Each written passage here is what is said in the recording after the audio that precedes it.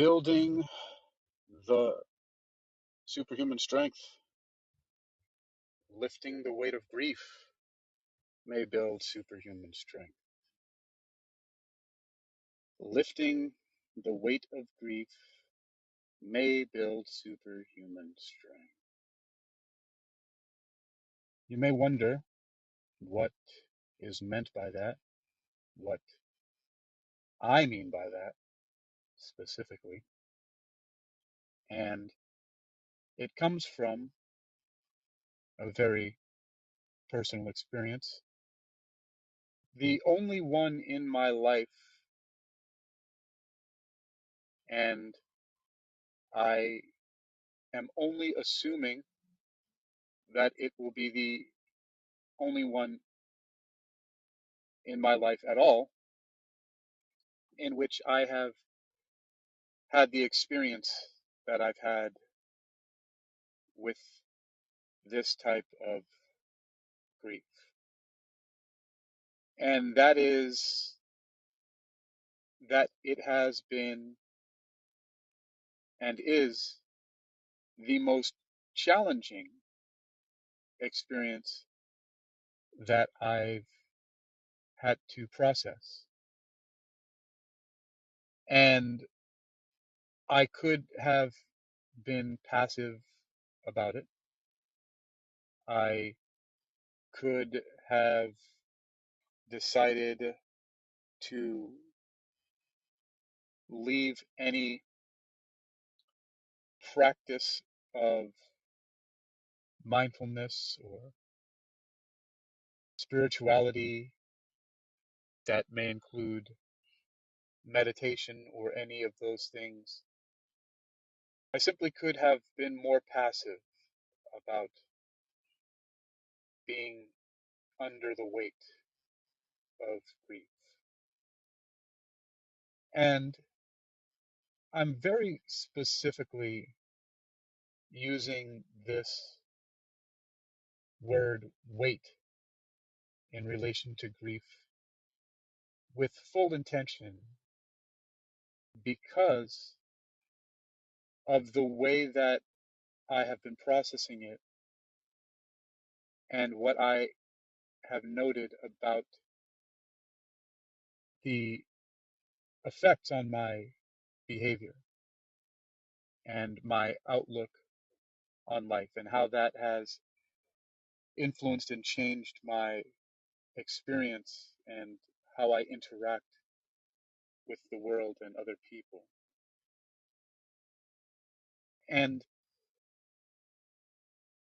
it's become important to me to share this with people simply because whenever I have spoken to anybody about this process, this process which is simply regarding the weight of grief as a weight, as a weight similar to one that you would lift going to the gym. And so whenever I have mentioned to anyone this process, everyone has had a really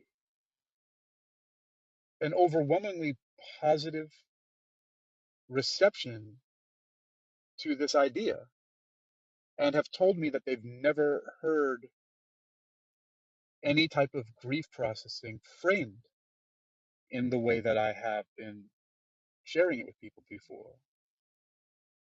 And that's why it has become important for me to continue to put this on record, because everyone that I've shared this with, and it's so simple, has regarded it very favorably.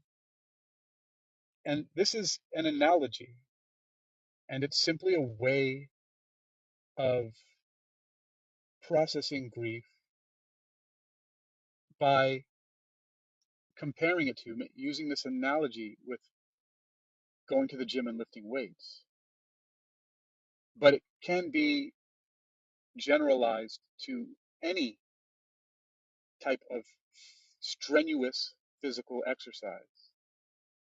And to me, this is one of the ultimate uses of the type of metaphysics that I practice, is that it draws analogies and similarities with things that people can relate to rather than simply a vague psychological concept. It's something that you can relate to actually physically feeling and doing. And that makes it more real. It makes it more applicable and perhaps a more practical metaphysics. And this is slightly different than the very much noted metaphysics of Aristotle. As a matter of fact, he has a whole treatise called The Metaphysics. And it's also different than the metaphysics from the school that I'm earning my third and fourth degrees from, the same institution, from the University of Metaphysical Sciences, where I have my bachelor's in metaphysics and my master's in metaphysics, and my final two for my thesis and my dissertation that I'm doing are for a DD, which is a Doctor of Divinity, and a PhD in metaphysical sciences from them. And I'm also an ordained minister, although I'm not a religious person, through the Wisdom of the Heart Church, which is a a uh, a, a very open center for spirituality that doesn't regard any one religion over the other that I can tell. And also different from a lot of metaphysics that I have encountered before. And so, hello, Samantha and Ronald. I see you there. And this is the idea. So now, of course, finally now I'm going to address this very simple practice, which is simply a way of looking at grief. And again, when I've said this to people, everyone has been receiving it very, very well, and have told me that it has been an enormous help for them to be able to look at it this way. And it's simply that I look at grief as a weight of some kind. And and as a fitness trainer, I've been a fitness trainer for quite some time, amongst the other things that I do. I've had clients come into the gym and lift weights for the first time in a long time, or the first time ever. And let's just use this example, the one that I often use, that you go to the gym and you pick up 100-pound weight, let's say 100-pound dumbbell, right? And at first, depending on what exercise you're doing, of course, let's say you're trying to do a chest press with a 100-pound dumbbell, or even sometimes if you were to use two dumbbells in your hand and attempt to do deadlifts with them, by your sides, that's 200 pounds there. That's a lot of weight. However, it feels difficult, right? It's so heavy at first.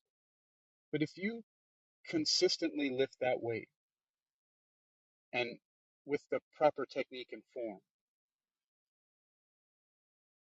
then the weight lifting of that 100 pounds gets easier.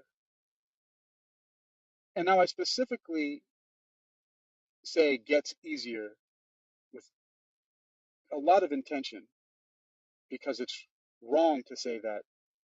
If we want to be semantic, it's wrong to say that it gets easier, because it doesn't. The mass of the 100 pounds is still the same. The gravitational force of the planet is still the same.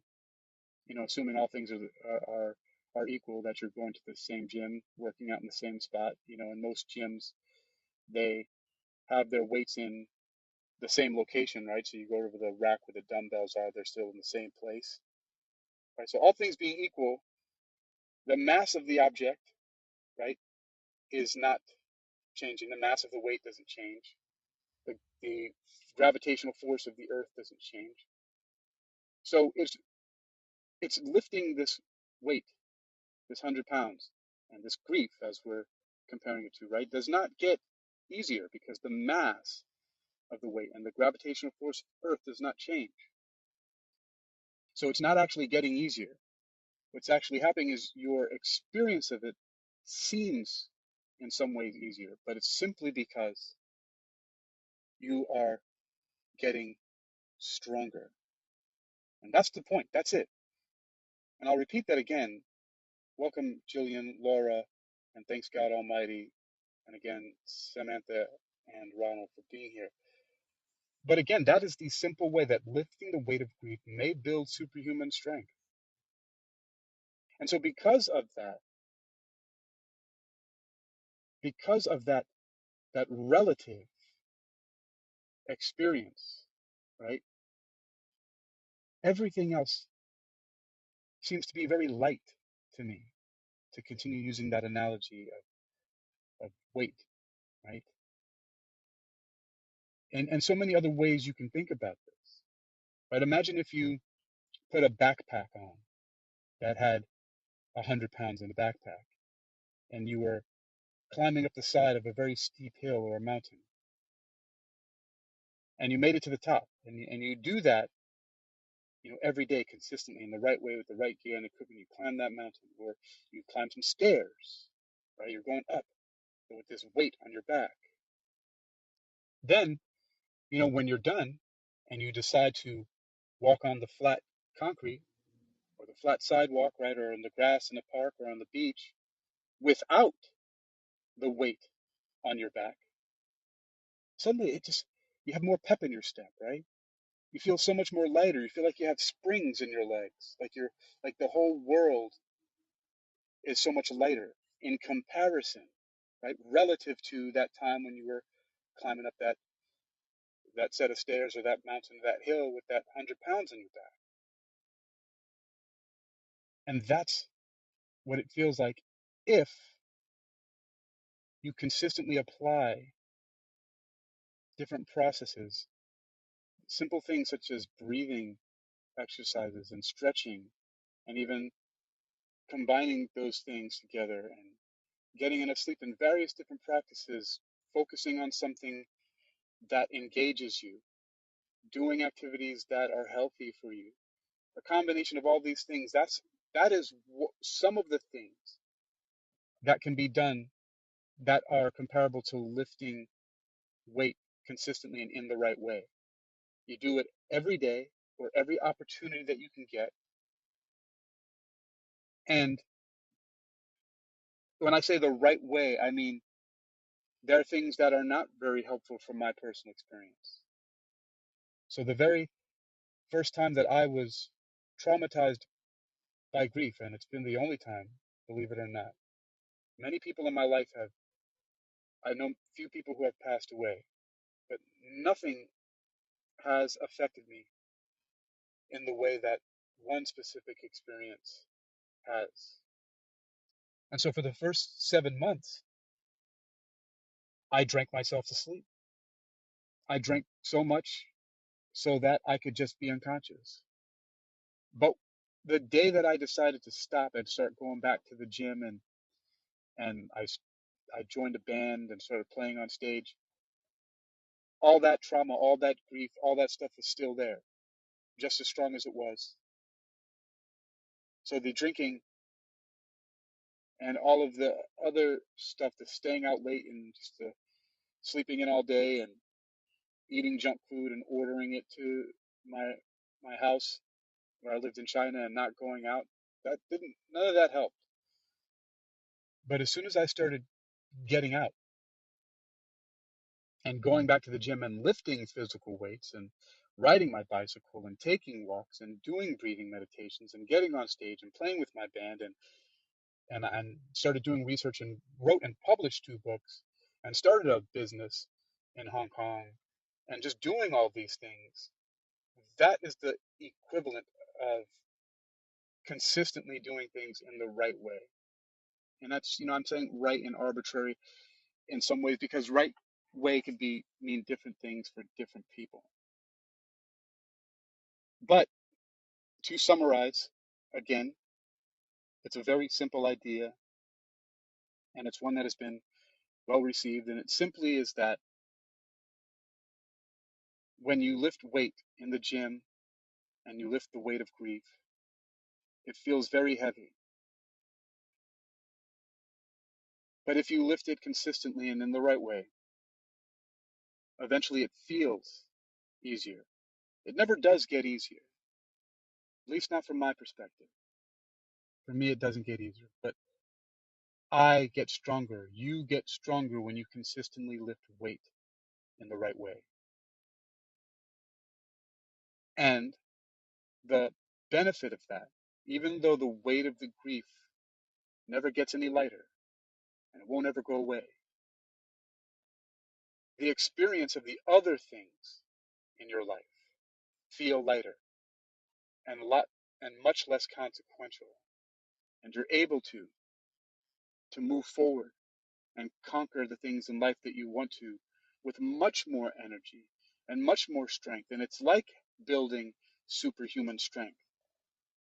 For me, that's been my experience. That because I've found a way to consistently and effectively and efficiently lift the heaviest weight that I've ever had to deal with in the right way, in comparison, all of the other experiences in my life are almost like nothing. And that's the lesson there. That's how, to me, lifting the weight of grief may build superhuman strength. Is that as long as you persist and you continue to look for ways to keep going and being productive while you're continuing to go, and finding ways to add something to your life and the life of others, and just finding some meaningful purpose. And also not ignoring that you're feeling that pain. That's the important part. That's another aspect of lifting it in the right way, is you realize that a lot of the things that you are doing, like continuing to go to work or going to the gym or doing the healthy things for yourselves, these are very healthy things that help to deal with and to process the grief. It won't ever go away, at least not from my experience. But if you acknowledge that the healthy things that you're doing are helpful, that is a way to help lift it. And everything else that you experience with this perspective seems, in comparison, relatively to be lighter, and you can move on in life with this newfound superhuman strength that went from feeling like you're being crushed under the weight of grief to maybe even to the point where you feel so light in the rest of the world that you may even begin to fly. Lifting the weight of grief may build superhuman strength.